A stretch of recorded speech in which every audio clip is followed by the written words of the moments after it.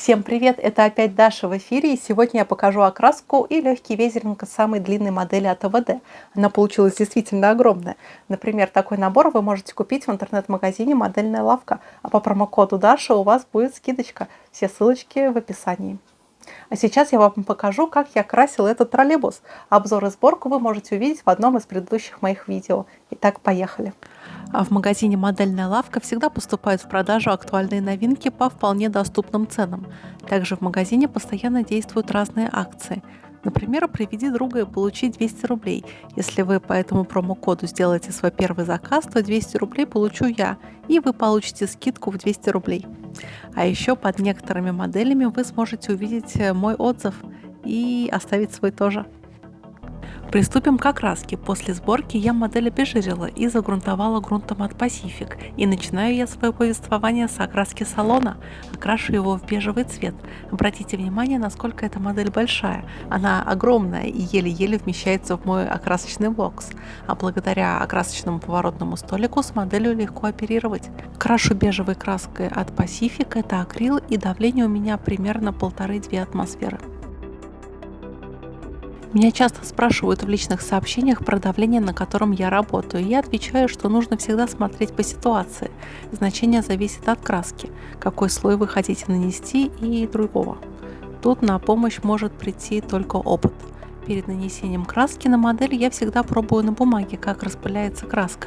Если меня все устраивает, то перехожу к окраске модели. По мере работы я буду вам рассказывать интересные факты о легендарном троллейбусе ЗИУ-10. Надеюсь, вам будет интересно. Сочлененные троллейбусы ЗИУ с так называемой гармошкой работали на московских маршрутах всю вторую половину 80-х годов 20 века, все 90-е годы и застали начало нового 21-го столетия.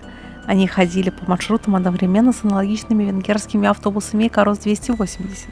По кузову и агрегатам сочлененные троллейбусы ЗИУ-683, а с 1993 года модернизированный ЗИУ-6205 был максимально унифицирован с обычным одиночным троллейбусом ЗИУ-682, самой массовой моделью того времени. Конечно же, на маршрутах таких гармошек встречалось намного меньше, чем одиночных, но благодаря своей вместительности они играли важную роль в условиях интенсивного потока пассажиров и были очень эффективны в борьбе с давками. Потом я белой краской окрашиваю троллейбус, особенно акцентируясь на тех местах, которые после нанесения синей полосы останутся белыми. Да, троллейбус у меня будет двух цветов, таким, которым я его и запомнила на улицах Москвы. На таком я часто ездила, когда училась в университете. Физкультура у нас проходила на стадионе «Динамо-2», что находился недалеко от метро Каширская. Так вот, после физкультуры мне требовалось доехать до университета, до метро Автозаводской. И тут на помощь мне приходил троллейбус. Маршрут, по-моему, был 67-й. И эти троллейбусы были окрашены как раз-таки в белый цвет с синей полосой. Кстати, красить троллейбус в расчлененном виде намного проще. Впервые Москва познакомилась с сочлененными троллейбусами еще в 60-х годах 20 века. Тогда на линиях работали троллейбусы СВАРЗ, ТЗ. Однако к 1976 году они выработали свой ресурс и были списаны. Взамен через 2 года, в 1978 году, на заводе имени Урицкого в Энгельсе построили первый опытный образец троллейбуса ЗИУ-10, модификации тогдашней одиночной базовой модели ЗИУ-682. Его испытывали на маршрутах в Саратове, поблизости от завода, а в 1980 году такая машина проходила опытную эксплуатацию в Москве.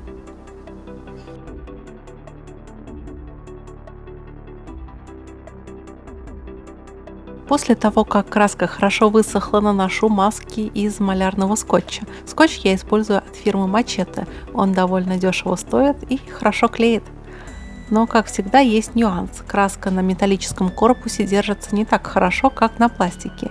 И есть риск, что вы, когда будете отрывать этот скотч, у вас вместе с скотчем может оторваться кусочек краски, и чтобы этого избежать, перед нанесением скотча на модель надо несколько раз наклеить его, например, на стол, чтобы уменьшить его клеющую способность и при этом не нацепить на него лишних волосиков. Но выявилось много конструктивных недостатков, на исправление которых у конструкторов и производственников ЗИУ ушло несколько лет. Первый серийный сочлененный троллейбус с отраслевым индексом ЗИУ-683 вышел на столичные маршруты в 1986 году. Таким образом, транспортникам и пассажирам пришлось ждать нового троллейбуса повышенной вместимости ровно 10 лет. В своем исходном виде с небольшими модернизациями ЗИУ-683 выпускали до 1992 года. Потом ему на смену пришла следующая модель ЗИУ-6205 с двигателем повышенной до 170 кВт мощности. Новое электрическое оборудование и небольшие изменения в кузове не изменили основных свойств троллейбуса. Это осталась та же вместительная машина из двух секций, соединенных поворотным кругом и резиновым механизмом узла сочленения. Компоновка всех сочлененных ЗИУ была такая же, как и у Икарус 280. Ведущим служил задний мост тягача, его, как и для одиночных троллейбусов, выпускала венгерская фирма Раба. Кроме обычной передней оси тягача, за поворот отвечала ось прицепа с односкатными колесами. Такая схема шасси обеспечивала длинной машине нормальную управляемость, способность вписываться в любой поворот.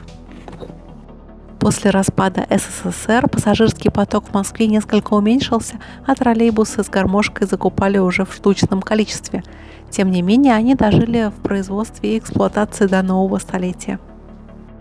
А теперь немножко особенностей конструкции. Передняя часть кузова троллейбуса ЗИУ-683 осталась аналогичной модели ЗИУ-682, но на месте, где у одиночного троллейбуса задняя площадка, располагался узел сочленения.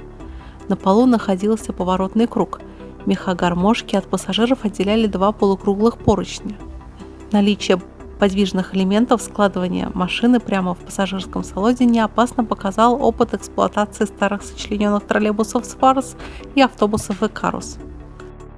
У тягача остались две двери, передняя узкая одностворчатая возле кабины водителя и широкая двухстворчатая посередине, как у обычного ЗИУ.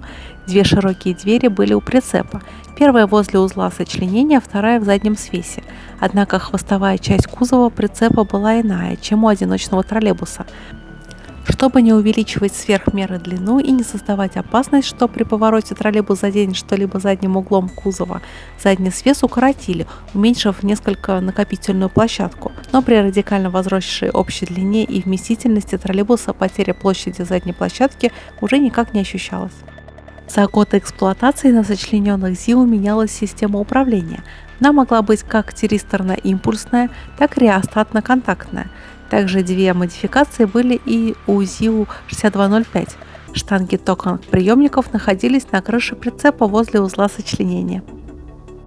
Всего в 1986 году на улицах Москвы появилось 27 сочлененных машин, а в начале января 1987 года еще 14. Практически все выпущенные в первые месяцы производства гармошки поступили в московские транспортные парки. Всего за последние 5 лет существования СССР на столичных маршрутах было поставлено 507 экземпляров ЗИУ-682. В постсоветский период 1993 по 1995 год парк московских троллейбусов пополнился еще 48 машинами ЗИУ. В последние 5 лет 20 века закупки ограничивались единичными машинами. После эпопеи с отскотчем наконец-то можно приступить к окраске знаменитой голубой полосы. Тут я буду использовать аэрограф и голубую краску. И аккуратно в несколько слоев покрашу полосу. Благодаря маскам тут нет необходимости работать аэрографом чересчур аккуратно. Эти троллейбусы очень пригодились на длинных маршрутах, ведущих от окраин Москвы к центру и к конечным станциям метро. Там самый напряженный поток пассажиров. Увеличенная с 11 до 17,5 метров длина кузова позволила одновременно взять на борт на 40, а то и на 50 человек больше обычного. Сочлененные троллейбусы оказались менее долговечными, чем их одиночные аналоги. Агрегаты на маршруте работали с большой нагрузкой, особенно когда салон заполнен пассажирами. Узел сочленения тоже нельзя отнести к вечным и неубиваемым элементам машины. К середине нулевых годов московские ЗИУ-682 или ЗИУ-6205 в основном выработали свой ресурс. От новых закупок сочлененных троллейбусов московские власти и руководство ГУП Мосгортранс отказались прежде всего потому, что гармошки стали заметно дороже, чем одиночные машины, как в приобретении, так и в эксплуатации. Парки постепенно перешли к обычным одиночным троллейбусам. Интересные факты. ЗИУ-683 работали в Москве с разными стандартными окрасками кузова. В первые годы их эксплуатации еще действовал стандарт образца 1984 года с красно-оранжевой серединой кузова, светло-кремовым верхом и низом по образцу трамваев. Потом в 1990-х годах эти троллейбусы, как и одиночные ЗИУ-682, окрашивали по новой схеме: белый верх и темно-голубой или синий низ с горизонтальными полосами того же голубого или синего цвета. Позднее троллейбусы окрашивали все более произвольно, а на бортах все больше места занимала коммерческая реклама. Цветом кожи от Pacific окрашу обивку сидений. Краска их серии Aero неплохо подойдет и под кисть. А теперь я перечислю основные достоинства троллейбуса ЗИУ-683. Это хорошее отопление, обеспечивающее комфортный микроклимат в салоне и кабине водителя, экономичность, неприхотливость и простота в эксплуатации, мягкие сиденья. Ресурс работы кузова и двигателя был больше 20 лет. Узел сочленения венгерского производства Икарус использовался также и на сочлененных автобусах Икарус 280, а также большая пассажировместимость. Недостатками троллейбуса ЗИУ-10 была сравнительно низкая маневренность. Собственно, такая же маневренность была свойственна и Икарусам 280. Также высокий уровень пола и не отвечающий современным требованиям органа управления машины.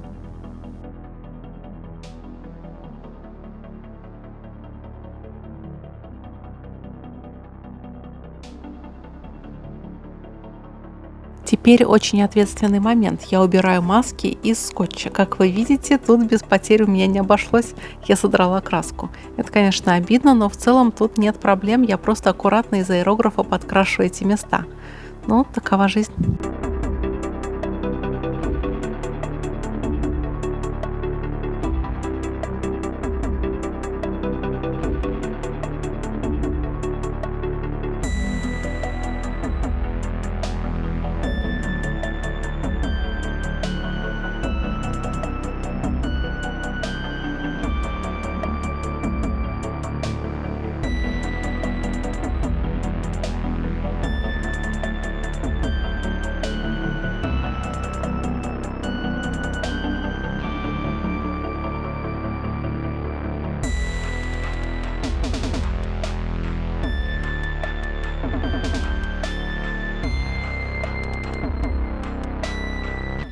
Теперь настала пора покрасить рабочее место водителя, и тут все просто. Черным цветом крашу нужные места.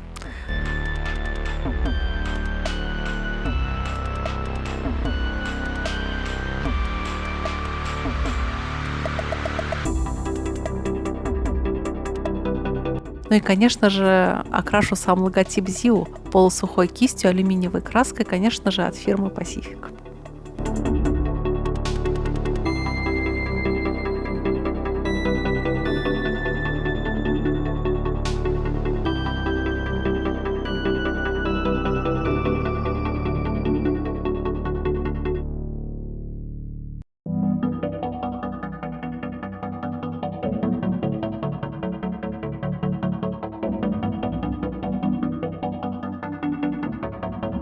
Черным цветом окрашиваю подкрылки. Кстати, а перед этим я сделала довольно муторную и долгую работу. Окрасила стальным цветом молдинги.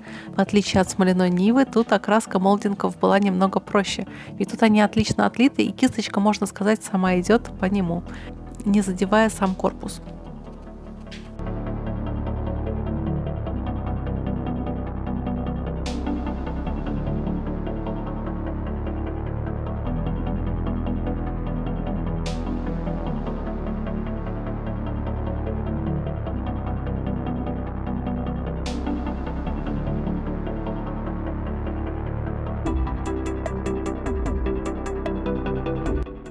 Здесь я черным цветом окрашиваю подфарники, и все традиционно, а потом светоотражатели я окрашу алюминиевым цветом.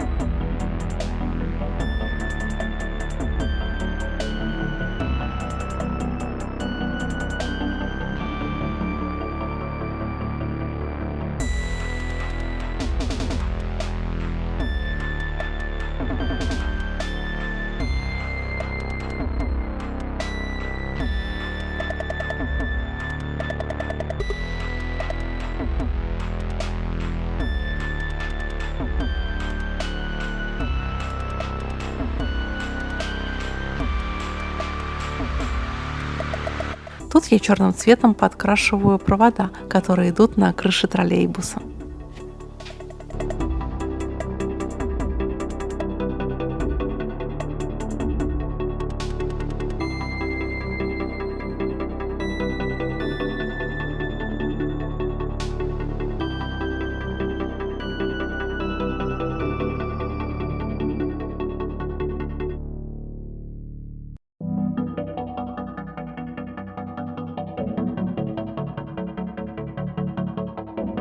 После нанесения глянцевого лака я приступаю к смывке. В качестве самой смывки выступает химия, я думаю, вы знаете, от какого бренда. Тут я поступлю не очень стандартно. В самом начале процесса я покрою модель слоем White Spirit. По нему смывка будет растекаться более точно, чем если проливать углубление на сухую.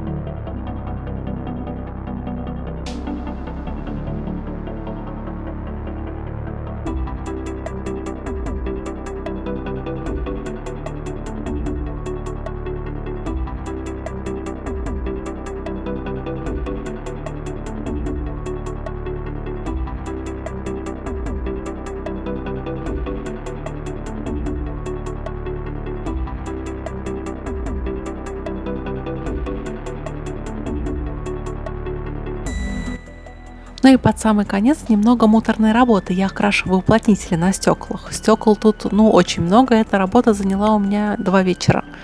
Да, это один из минусов работы с моделями автобусов.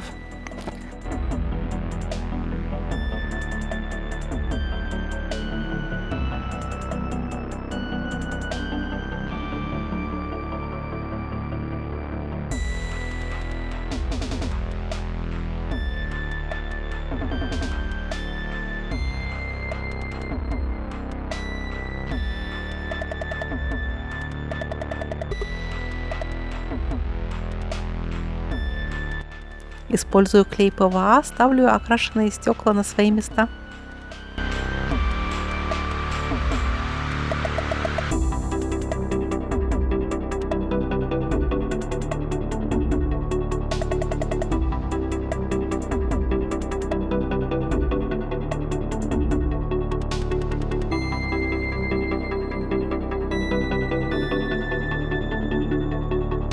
Наношу декали, таблички, которые обозначают двери для входа и выхода, а также номер маршрута и надпись «Занос».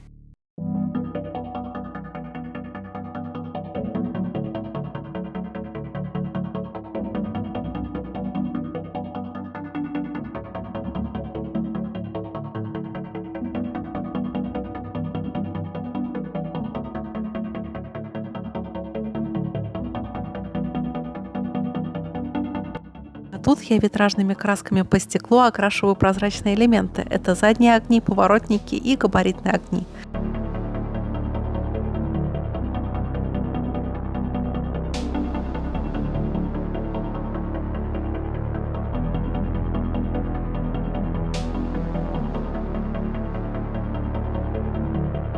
Сухой кистью белым цветом прохожусь по черным элементам экстерьера, чтобы придать им чуть больше объема.